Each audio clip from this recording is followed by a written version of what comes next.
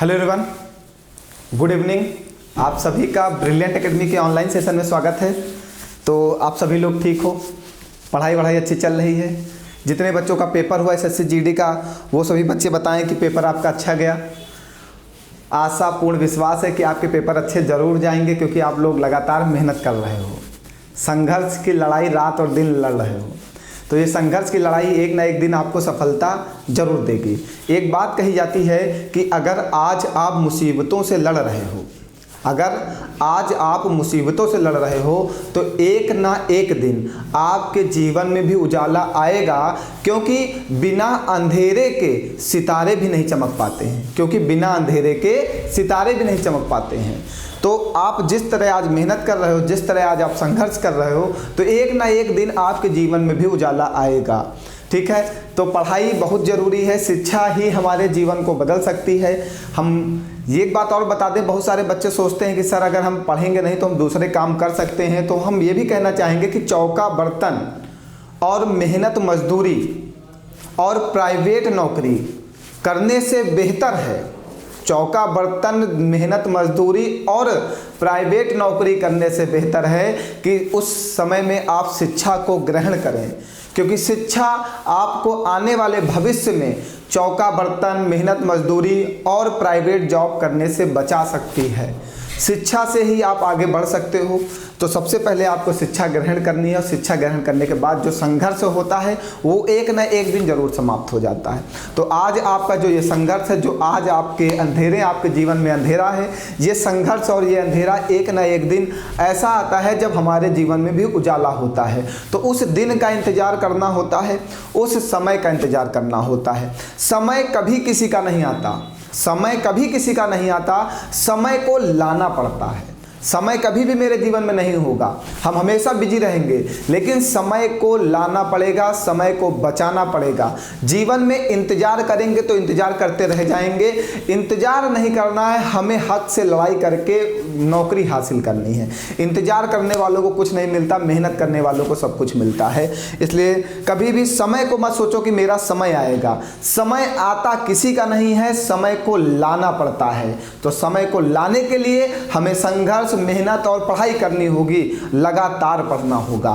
तो 10 के डोज में आप सभी लोगों का हार्दिक स्वागत, अभिनंदन है। तो इस डोज में हम लोग बस अच्छे लेवल के प्रश्न डिस्कस करते हैं और उन लेवल के प्रश्नों को डिस्कस करते हैं जो हमारे पेपर की दृष्टि से अति महत्वपूर्ण हैं, जिनका हमारे जीवन में, हमारे पेपर में महत्वपूर्ण योगदान होता है। तो उन प्रश्नों की शुरुआत करते हैं। और आज से हाई कोर्ट स्टेनोग्राफर वाले, हाई कोर्ट जीडी वाले, हाई कोर्ट ग्रुप डी वाले, हाई कोर्ट ग्रुप सी वाले सारे क्वेश्चंस का सलूशन अब आपके पास अवेलेबल हो गया है। आज ये लास्ट क्लास होगी। इसके बाद एसएससी जीडी के प्रीवियस ईयर के जो 2021 के क्वेश्चंस हैं, हम लोग उनको कंटिन्यू स्टार्ट करेंगे। चलिए फिर शुरुआत करते हैं आज की क्लास की, और बेहतरीन क्वेश्चंस के साथ। हाई कोर्ट ग्रुप सी में आया हुआ प्रश्न है, ये 2023 के पेपर में आया। प्रश्न की लैंग्वेज भी शानदार है और प्रश्न भी शानदार है। चलिए पढ़िएगा प्रश्न को और समझने का प्रयास करिएगा हमारे साथ साथ।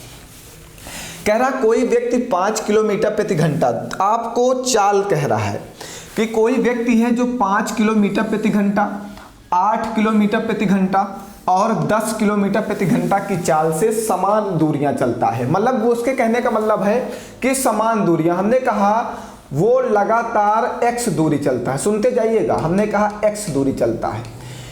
एक लैंग्वेज बोला है कि वह समान दूरियां तय करता है। समान दूरियां, 5 किलोमीटर प्रति घंटा की चाल से चलेगा तब भी x किलोमीटर चलेगा, 8 किलोमीटर प्रति घंटा की चाल से चलेगा तब भी x किलोमीटर चलेगा, 10 किलोमीटर प्रति घंटा की चाल से चलेगा तब भी x किलोमीटर चलेगा। वो बार बार समान दूरी ही तय करता है, दूरी बदली नहीं गई। मतलब जो डिस्टेंस है हमारा, वो हमने x मान लिया डिस्टेंस को। जब वो x किलोमीटर जाता है तब भी उसकी स्पीड है 5 किलोमीटर प्रति घंटा। फिर वह x किलोमीटर जाता है तब भी इसकी स्पीड है 8 किलोमीटर प्रति घंटा। फिर वह x किलोमीटर जाता है और इसकी स्पीड है 10 किलोमीटर पर आवर। वो 3 बार समान दूरियां तय करता है, लेकिन उसकी जो स्पीड है वो डिफरेंट है। तय की गई दूरी तीनों बार सेम है, लेकिन जो उसकी स्पीड है वो डिफरेंट है, स्पीड डिफरेंट है। और तीनों दूरियों को तय करने में, तीनों दूरियों को, आज थोड़ा सा शायद डिस्टर्बेंस हो रहा है क्या?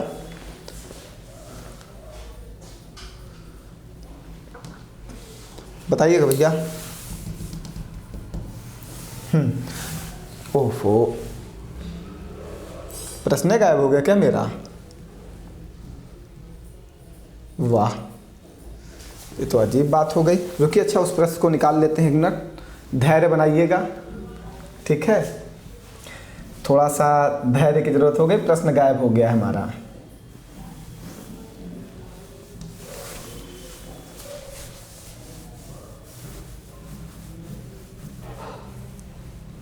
हाँ, ये प्रश्न है, ठीक। हमने बोला कि वो 3 दूरियों को, थोड़ा सा शायद आज डिस्टर्बेंस हो रही होगी, हमें लग रहा है शायद कुछ कलर का इशू आ रहा है क्या आज? क्या हुआ यार? ब्राइटनेस तो फुल है मेरी। चलो आज थोड़ा सा डिस्टर्ब भी पढ़ लो, क्या करने से, कभी कभार डिस्टर्बेंस भी पढ़नी चाहिए। चलो समझिएगा, तो 3 दूरियां हमने लिखी थी, मतलब वो बार बार जो डिस्टेंस कवर कर रहा है x किलोमीटर, x किलोमीटर को कवर करता है 5 किलोमीटर पर आवर की चाल से, फिर x किलोमीटर कवर करता है 8 किलोमीटर पर आवर की चाल से, फिर x किलोमीटर कवर करता है 10 किलोमीटर आवर की चाल से। वो बार बार समान दूरियां तय करता है, लेकिन उसकी स्पीड डिफरेंट है।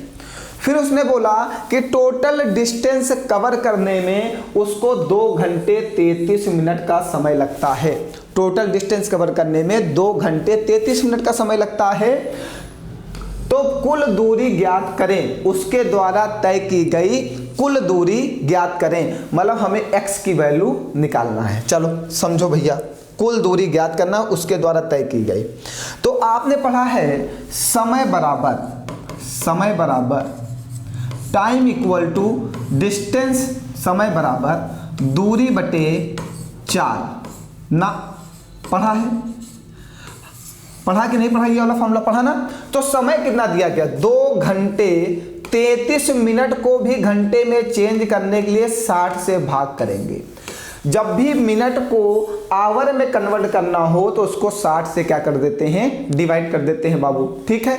अब आगे समझिएगा, पहली दूरी अपॉन चाल, पहली दूरी x किलोमीटर 5 किलोमीटर प्रति घंटे की चाल से, दूसरी दूरी x किलोमीटर 8 किलोमीटर प्रति घंटे की चाल से, तीसरी दूरी x किलोमीटर 10 किलोमीटर प्रति घंटे की चाल से हमने उसको कवर करा दिया, ठीक है। अब आगे समझिएगा, एलसीएम ले लीजिए 40, 5 से इसको काटिए 5 8 40, तो 8 एकर नम 8, इसको काटिएगा 8 5 40, तो 5 एकर नम 5, फिर 10 चौको 40, तो 4 एकर नम 4, और ये कटेगा 3 एकर नम 3, 3 एकर नम 3, 3 दूनी 6, 20 दूना 40, और 40 और 11 51, 51 बटे 20 घंटे।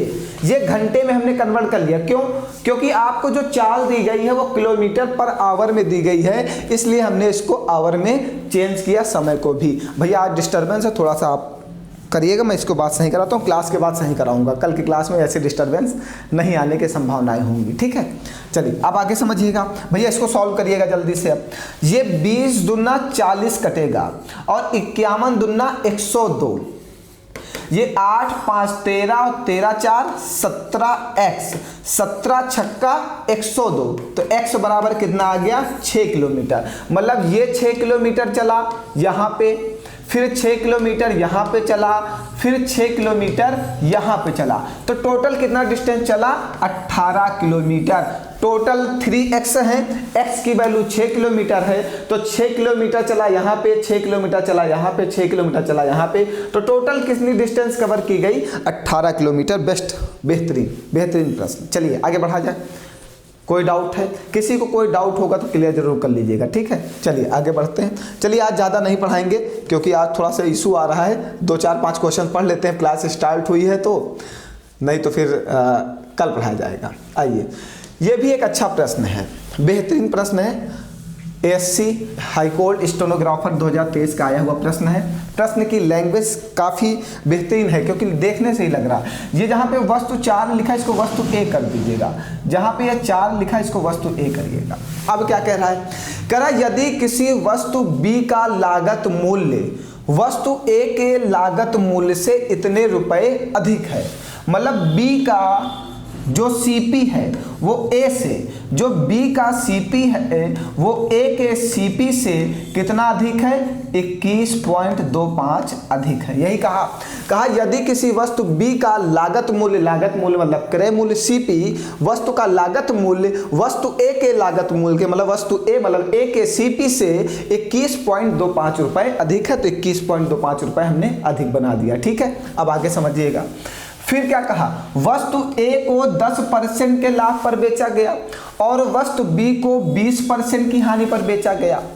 वस्तु A को क्या किया गया, 10% प्रॉफिट पर बेचा गया। किस पे, प्रॉफिट पे, तो इसको प्लस लगाइएगा, प्रॉफिट मतलब प्लस। और वस्तु B को क्या किया गया, 20% हानि पर बेचा गया, हानि का मतलब माइनस। आगे समझिएगा,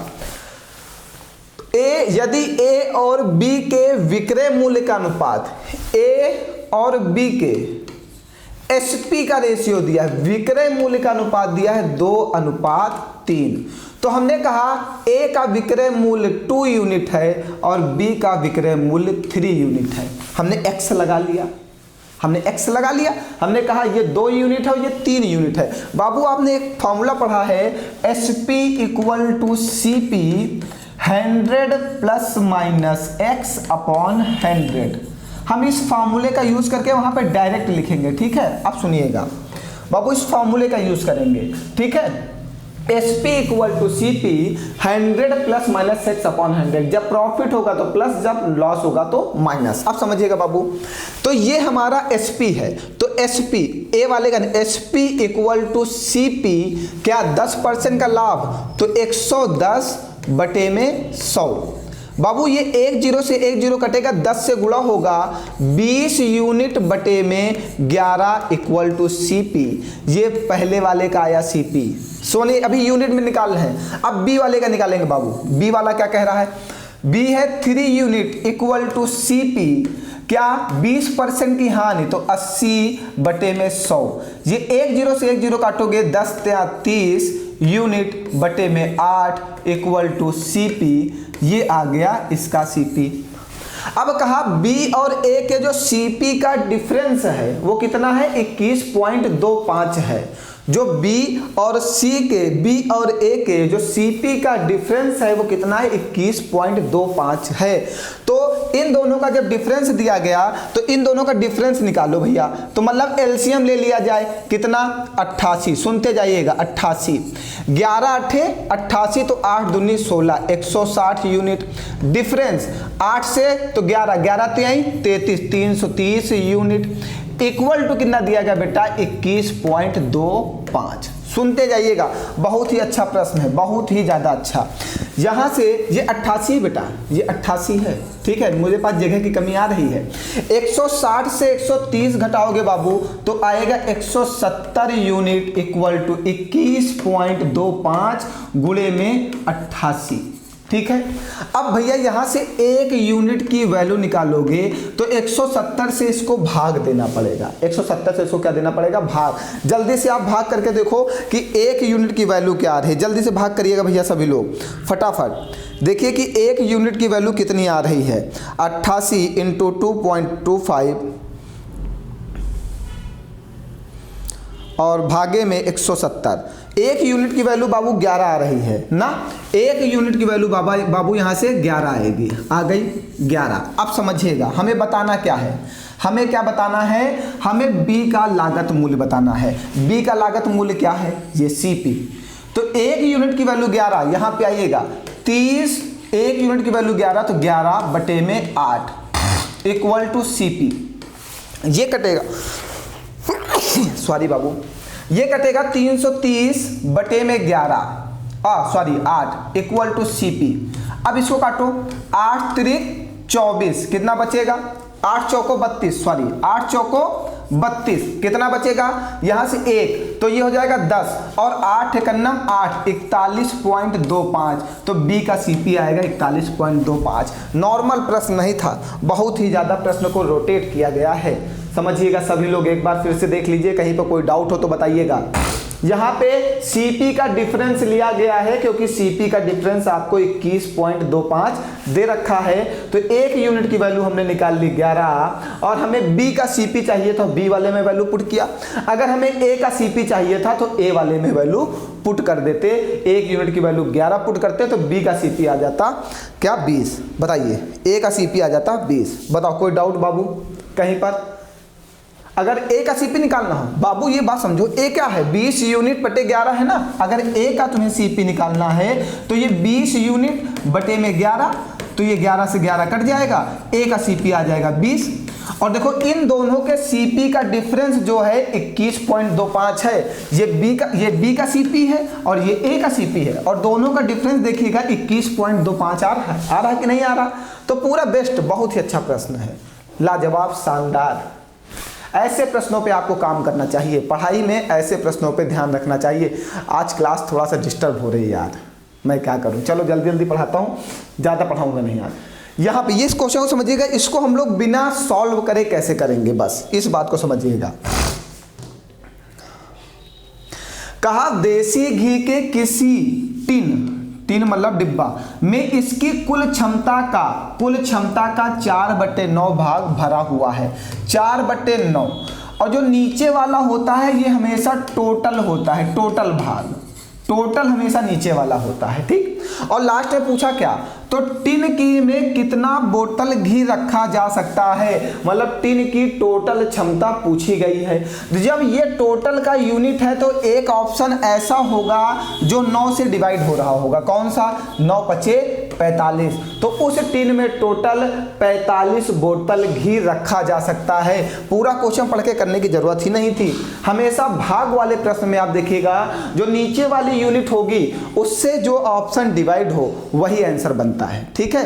टोटल की क्षमता की बात किया है। चलो आगे बढ़ो, आइए अब इसको कहा है असेंडिंग ऑर्डर में अरेंज करिए। ये भी हाई कोर्ट स्टेनोग्राफर में आया था, असेंडिंग ऑर्डर में। किसको, 16/29, 5/8, 3/4 और 7/12, ठीक है। चलो एक काम करते हैं, इसको हम उल्टा लिख लेते हैं, ऑप्शन नीचे से 7/12, 3/4, 5/8 और 16/29। अब समझिएगा बाबू कैसे करना है अरेंज, इस बात को समझना है, ठीक। इसका गुणा इसमें करेंगे 12 तिया 36 और इसका गुणा इसमें करेंगे 4 सते 28। तो 28 बड़ा है या 36? 36 बड़ा है, तो जो बड़ा होगा उसकी ओर चिन्ह लगाएंगे, ठीक है। अब समझिए फिर से, 8 त्रिक 24 और ये 4 पंचे 20, तो 20 बड़ा है या 24? 24 बड़ा है, तो चिन्ह ऐसे लगाएंगे, ठीक है। फिर आइए इस पे 16 8 8 छंग 48 का, इसको करना है 8 छंग 48 का 8 हासिल लगेगा 4, 8 करना 8 4 12 128, 29 पंचे 5 9 45 का 5 हासिल लगेगा 4, 5 दूनी 10 4 14, कौन सा बड़ा है 145, ये चिन्ह ऐसे लगाया। अब सुनिएगा, सुनते जाइएगा बस मेरी बातों को, कितनी आसानी से करना है। इससे ये वाला बड़ा है और इससे ये वाला बड़ा है और इससे ये वाला बड़ा है, तो मतलब ये दोनों तो बड़े हैं और ये दोनों क्या हैं, ये दोनों छोटे हैं। तो बड़े और बड़े को असेंडिंग ऑर्डर में करना है। हाँ, असेंडिंग ऑर्डर मीन्स बढ़ते हुए क्रम में, मीन्स सबसे पहले सबसे छोटा, फिर उससे बड़ा, फिर उससे बड़ा, फिर सबसे बड़ा। तो ये दोनों बड़े हैं, इन दोनों में चेक करेंगे कि सबसे लास्ट में कौन जाएगा। ये दोनों बड़े हैं ना, तो 8 त्रिक 24, 4 पंचे 20, 3/4 सबसे बड़ा होगा, इसको लास्ट में डाल दो, और 5/8 उससे छोटा होगा, उसको इसके आगे डालो। बड़े वाले सेट हो गए। अब बचा कौन, छोटे और छोटे। चलो छोटे छोटे को सेट करो, 7/12 और 16/29। ये इसका गुणा करो, 12 छंग 72, 12 छंग 72 का 2 हासिल लगेगा 7, 12 का 9 12 7 19। इसका गुणा करो, 7 9 63 का 3 हासिल लगेगा 6, 7 दूनी 14, और ये 203 बड़ा होगा 192 से, तो ये बड़ा है, तो इसको यहाँ रखो 7/12 और 16/29 सबसे छोटा है। ये सेट हो गया असेंडिंग ऑर्डर में। अगर आपको इसको पढ़ना है तो हमने ये क्लास पढ़ा रखी है ऑनलाइन में, ठीक है। ये बिल्कुल हमने एक यूनिक बिल्कुल डिफरेंट कॉन्सेप्ट पढ़ाया है, डिफरेंट तरीके से पढ़ाया है, ठीक है। ये अपना हमारा पर्सनल नियम है। आज की क्लास में कुछ डिस्टर्बेंस ज़्यादा है, चलो फिर एक दो क्वेश्चन देखते हैं, फिर क्लास रोक देते हैं, उसके बाद फिर जो आपकी डिस्टर्बेंस है इसको क्लियर कर लेते हैं, उसके बाद पढ़ाते हैं, ठीक है। चलो कोई बात नहीं। आइए एक ये भी 2-3 क्वेश्चन और देख लीजिए। आज कुछ ज़्यादा ही डिस्टर्ब हो रहा है, मैं भी समझ रहा हूँ, क्योंकि कुछ वाइटनेस ज़्यादा बढ़ गई है ना, आज ज़्यादा गोरा हो गया हूँ क्या मैं। चलो कोई बात नहीं, 1-2 क्वेश्चन और देख लो, मैं बंद करते हैं क्लास को। कह रहा है कोई रकम कतिपय साधारण ब्याज दर पर 4 वर्ष तक रखी गई, यदि साधारण ब्याज दर 1% अधिक होता तो 6800 रुपये और प्राप्त होते, निवेशित धनराशि क्या है। हमने कहा वह प्रिंसिपल एक्स है, ठीक है, सुनते जाइएगा पहले मेरी बातों को। कितने सालों के लिए रखा गया, 4 सालों के लिए रखा गया, ठीक। हमने पहले प्रिंसिपल एक्स को 4 साल के लिए R% पे रख दिया, क्योंकि साधारण ब्याज बराबर होता है, साधारण ब्याज बराबर मूलधन गुणे दर गुणे समय बटे में 100। तो हमने पहले रखा SI बराबर PRT अपॉन 100। अब दूसरी बात में क्या कह रहा है, यदि ब्याज दर 1% अधिक होता, मतलब इसी X रुपए को 4 वर्ष के लिए रखते और ब्याज दर 1% बढ़ जाता, R+1 हो जाता बटे में 100, तो ये डिफरेंस है, ठीक। तो कितने रुपए अधिक मिलते, 6800 रुपए अधिक मिलते, 6800 रुपए क्या मिलते, अधिक मिलते। तो 6800 अधिक मिलते, तो दोनों का डिफरेंस लगा लो बीच में, कि अधिक मिलते तो घटाना पड़ेगा, ठीक है। सुनते जाइएगा, x को कॉमन ले लो, x हमें बताना है, ठीक है। ये 4R अपॉन में 100, डिफरेंस x कॉमन चला गया तो ये 4R प्लस का 4 बटे में 100, डिफरेंस है तो डिफरेंस का मतलब अंतर होता है, अंतर ये भी बन जाएगा बटे में 4 इक्वल टू 6800। सुनते जाइएगा बस, 100 लासा ले लीजिए, 100 एलसीएम लीजिए, ये x हमारा बाहर है जो बताना है, ये 4R difference 4R difference 4 equal to 6800, ये 4R कट जाएगा, x का 4 में गुणा कर दीजिएगा, 4x 6800 गुणे 100, ये कटेगा 4 × 4 और 4 × 28, तो x बराबर आ जाएगा 1,70,000। यही आपका प्रिंसिपल होगा, ये ऑप्शन में दिया गया, ठीक है। यहाँ पे कहा रेट 1% बढ़ जाता है, तो रेट को 1% बढ़ा दिया गया और क्वेश्चन को कैलकुलेट कर लिया गया। बताइए कोई डाउट बाबू कहीं पर। चलिए जल्दी से 1-2 क्वेश्चन और पढ़ते हैं, बस क्लास को रोक देते हैं, कोई बात नहीं। चलिए